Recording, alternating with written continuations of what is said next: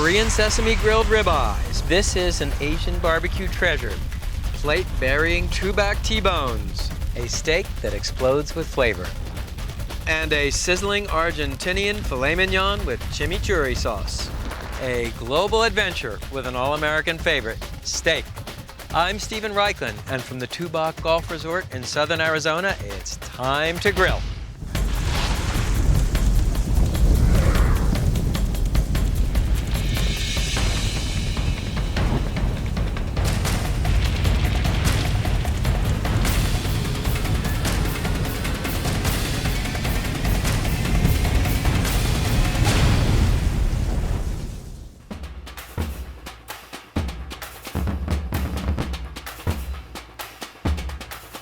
People may dream of smoking whole hogs, but admit it, what you really want to know is how to grill the perfect steak.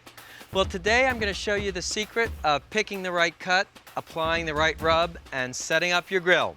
Make no mistake about it, it's all about steak. The idea of a Tubac T-bone was to recreate this incredible Tuscan experience using the flavors of Arizona. Thinly sliced jalapeno chilies, chopped fresh cilantro, thinly sliced garlic, fried in olive oil in a cast iron American skillet, and then poured over this crustily grilled steak. First up on deck, a Tubac T-bone, inspired by the classic Tuscan bistecca alla Fiorentina with a southwestern twist. The T-bone is actually two steaks in one, a meaty, richly flavored New York strip and a tender filet mignon, connected by a T-shaped bone. And I've selected steaks that are cut about 1.25 inches thick. Next step is to make the rub. It starts with ancho chili powder, add dried oregano, ground cumin, garlic powder, mustard powder, and salt. And mix the ingredients with your fingers to break up any lumps. And what do you notice about this rub? It contains not a whit of sugar. Now sprinkle the rub on the T-bones on both sides.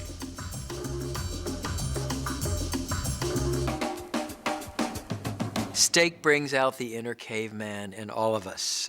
You take a slab of red meat and you throw it on the fire. It's grilling at its best and its most primal. To generate some smoke flavor, we'll open this smoker box, add some soaked mesquite chips.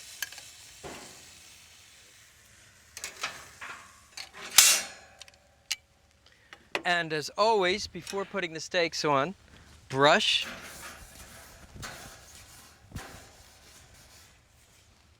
and oil your grill grate. And here's a neat trick for oiling a grate. It's a chunk of beef fat.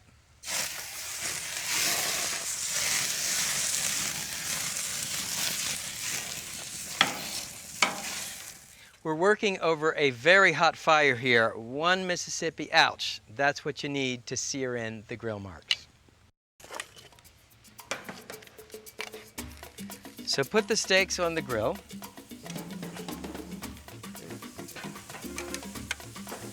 So how do you lay on that handsome crosshatch of grill marks, which is the signature of any master griller? Well, arrange the steaks on the grill running on the diagonal to the bars of the grate, then give each steak a quarter turn after 2 minutes.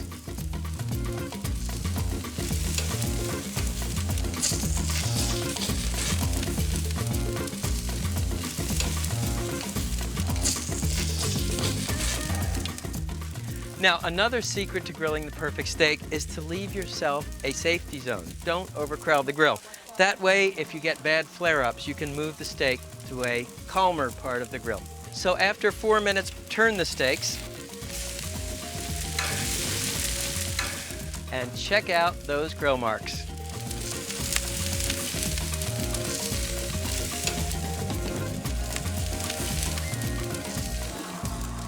Now, while the steaks are grilling on this side, let me show you how to test for doneness. I call it the 4-finger thermometer at the end of your hands. Touch the tip of your thumb to the tip of your index finger and feel the pad of flesh at the base of your thumb. In a rare steak, it will feel soft and squishy. Now move your thumb over to your middle finger and feel that pad. It's a little firmer. That is the feel of a medium rare steak. Move it over again to your ring finger. That pad is quite firm with just the gentlest resistance. That corresponds to a medium steak. Finally, move your finger over to your baby finger. That is the feel of a well-done steak. That's not something you ever want to do, folks. And don't forget to crosshatch the grill marks on the bottom of the steak. So to do so, again, give each steak a quarter turn. And you see I've moved away from the center zone to dodge some of those flare-ups.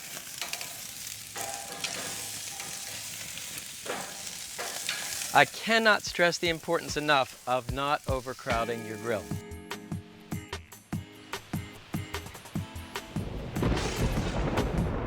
Well, what I look for in a good steak is a crisp, savory crust and a really moist interior. I like my steak a little on the rare side of medium rare. What I like about a steak is its utter simplicity. It's just about the meat and about the fire. So give the steak the poke test. It feels like a perfect medium rare. But to play it safe, you can check using an instant read meat thermometer. Don't insert it in the meat this way. Insert it this way, through the side of the steak. What you want is about 130 to 135 degrees. Remember, the steak is going to continue to cook after you take it off the grill. Okay, so these guys are ready.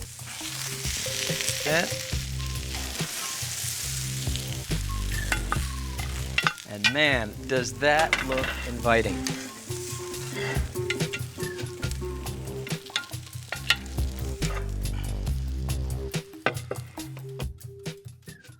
Meanwhile, let me show you how to make the 2-buck topping. Now, another nice feature on a grill is a gas side burner. I preheated a cast iron skillet and add about 1/4 cup of extra virgin olive oil. Then add thinly sliced garlic, thinly sliced jalapeno chilies, fresh of course, and chopped fresh cilantro. Now cook these ingredients together until fragrant and golden brown.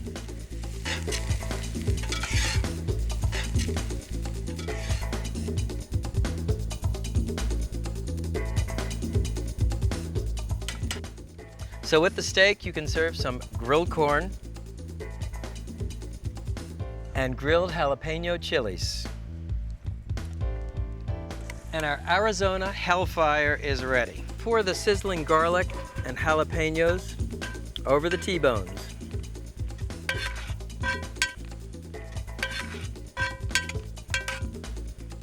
Two-buck T-bone, a steak that explodes with flavor. Let's see how we did.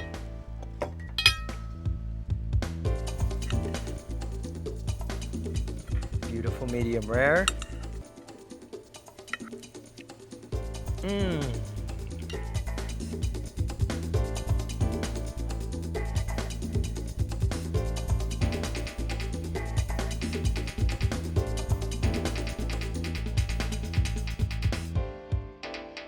Korean barbecue is really fun to eat. You don't just get a steak on your plate that you cut into it with a knife and fork. There are probably a half dozen to a dozen different kinds of kimchis, pickles. There's a bowl of rice. There might be a little kebab of grilled garlic cloves or maybe grilled scallions. And you put all of these ingredients together on a romaine lettuce leaf. Talk about flavor. It's like 4th of July fireworks going off in your mouth. Bulgogi is a Korean barbecue treasure. Ribeye steak marinated candy sweet in sugar, garlic, and soy sauce. In the U.S., we like our steaks big. The bigger the better. This one proves the old adage, you can never be too rich or too thin. First, the steaks. These are ribeyes, which I asked my butcher to cut 1/4 inch thin on a meat slicer. Next, the marinade. It starts with soy sauce, chopped fresh scallion, sugar for sweetness, rice wine, sesame oil, which is a very distinctive Korean ingredient, 8 cloves of thinly sliced garlic,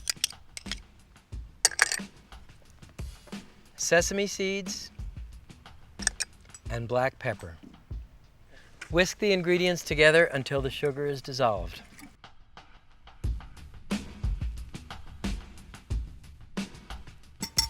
Then pour a third of the marinade into the baking dish.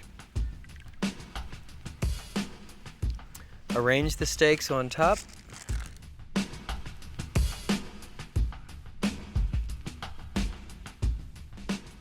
And pour the remaining marinade on top.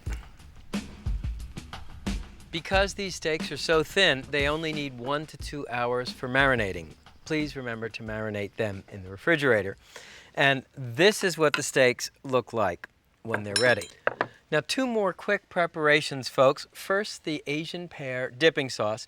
This is an Asian pear, and it's both sweet pear-like, and it has a really nice crunch to it. So, 1 diced Asian pear. To this, add finely chopped scallion, then granulated sugar,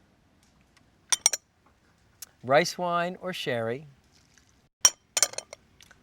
soy sauce, and sesame seeds. Whisk these ingredients together until the sugar is dissolved.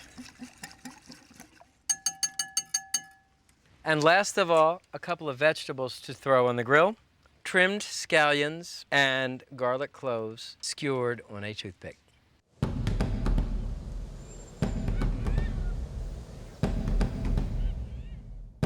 We'll cook the bulgogi on an Asian grill called a hibachi. And this one has a couple of interesting features. A load chute that opens in the front to allow you to add more charcoal, and a damper. The more you open the damper, the higher the heat will be. First, put the vegetables on the grill. They are fine served at room temperature, whereas the steak should come off sizzling hot.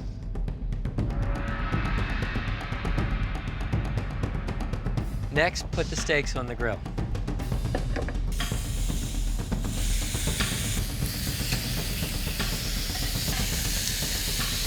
These only need a couple minutes per side, so don't forget to turn our garlic cloves and scallions and our bulgogi steaks. Look at that. You know, folks, they tend to cook a little faster in the center, so don't be afraid to move the steaks around.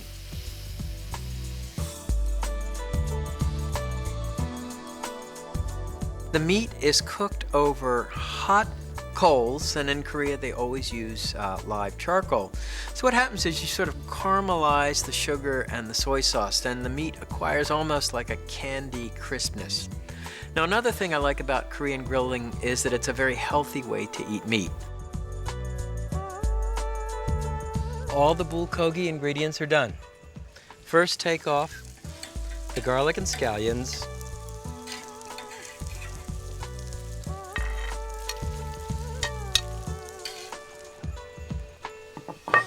Then take off the steaks.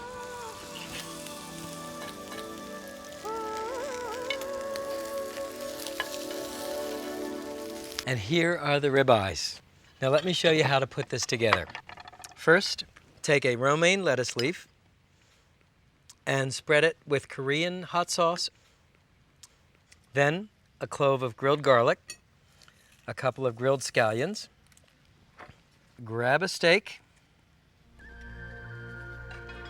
and cut it into thin slivers. Place the steak on the lettuce leaves and roll the whole shebang up like a wrap. Then dip it into the Asian pear dipping sauce.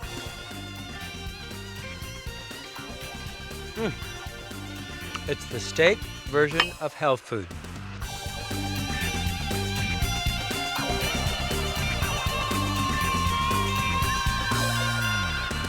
As a rule, Argentinians like their meats very simply grilled, but they have one sauce that appears everywhere in Argentina, and it's explosively flavorful, and it solves a very interesting problem.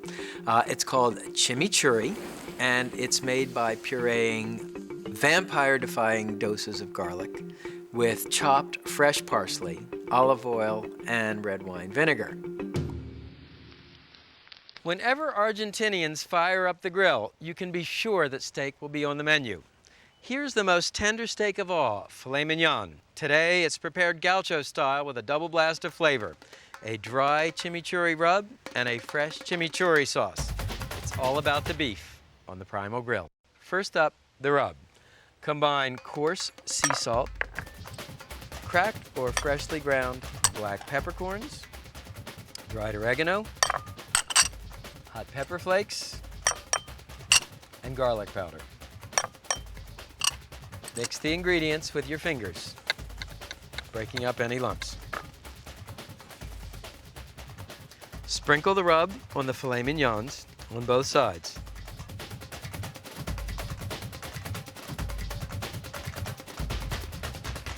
Next up, the sauce. Traditionally, chimichurri is made with flat leaf parsley. I like to boost the flavor with chopped fresh mint and chopped fresh cilantro. Next, add about 4 cloves of finely chopped garlic, hot pepper flakes, and salt and pepper to taste. Puree these ingredients in a food processor, adding distilled white vinegar, a little water, and extra virgin olive oil.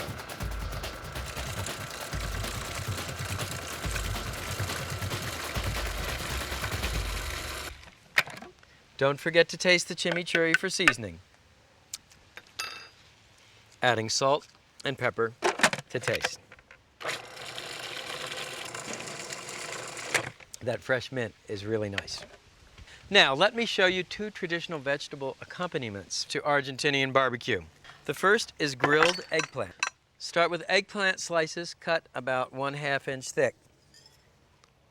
Brush both sides with extra virgin olive oil.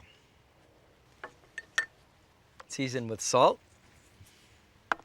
pepper, dried oregano, and the other half with sweet paprika. And of course, do the other side the same way.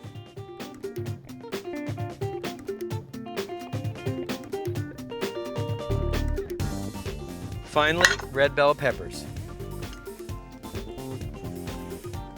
Simply brush them on all sides.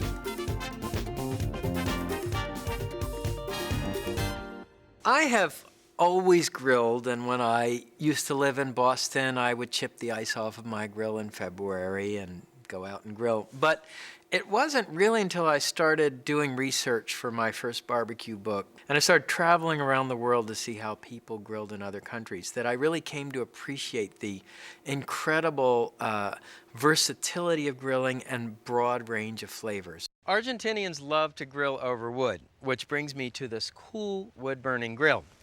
Now, the way it works is simple. You build a fire in the open firebox, and in the style of Argentina, I'm using oak. Now, a couple other neat features about this grill.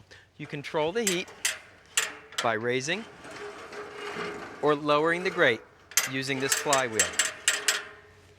The grill grates themselves are these V-shaped channels which funnel the fat into the drip pan. And as always, we start with a hot grill. We clean it with a stiff wire brush. And in Argentina, you'll actually watch guys dip their grill brushes in a bucket of salt water.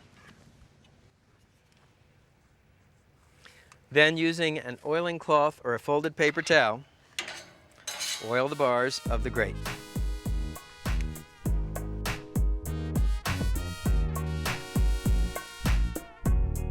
First, put on the peppers. And I always like to start by grilling the vegetables. Vegetables are much more forgiving in terms of split-second timing than meat.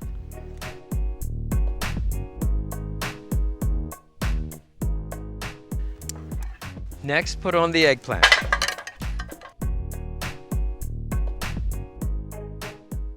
And notice I line up the vegetables with soldierly precision.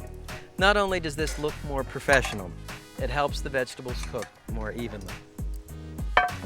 Finally, put on the filet mignons.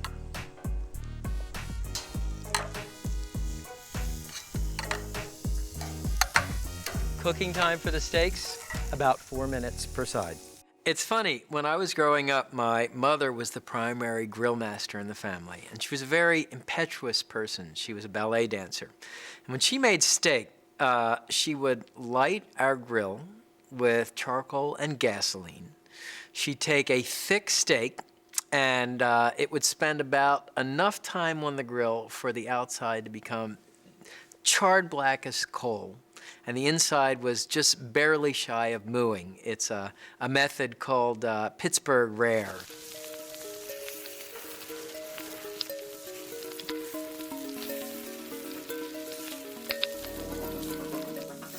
So what's the advantage of grilling over wood? Well, of course, there's the high, dry heat that's perfect for searing the meat, but the wood also imparts a delicate smoke flavor. It's different than the heavy smoke flavor you find in Kansas City or the American South. It's a light smoke flavor, and it's just perfect for beef. You want to grill the peppers until browned on all sides. And you can see if they're cooking a little hotter in the back. Don't be afraid to rotate them to the front. Remember, grilling is an interactive sport. Likewise, turn the eggplants.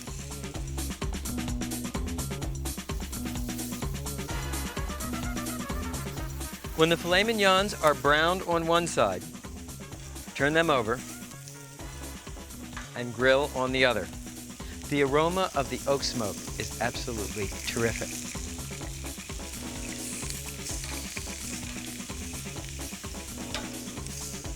So the filet mignons are done. Transfer them to a platter.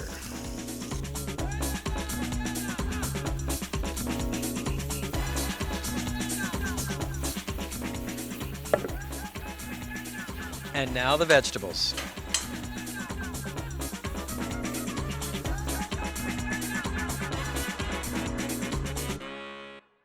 And you can spoon the chimichurri sauce on either side of the filet mignons.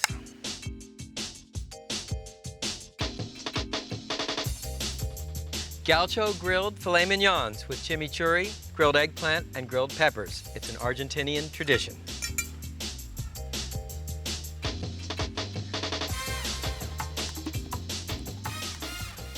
Take a couple of eggplants. If you eat with your eyes, this dish is a feast of color.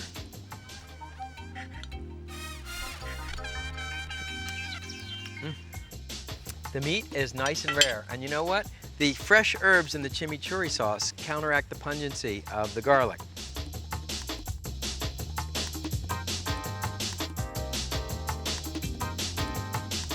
So there you have it. Tubok T-bone, Korean bulgogi, Argentinian grilled filet mignon.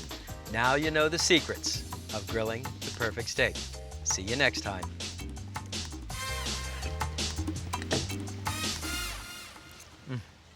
The chimichurri sauce itself came from another part of Argentina where grill masters combine flat leaf parsley, fresh garlic, extra virgin olive oil, and red wine vinegar. My version actually delivers a two-punch of flavor. You get the hot pepper and oregano from the dry rub, and then you get this wonderful garlicky parsley sauce that goes on top.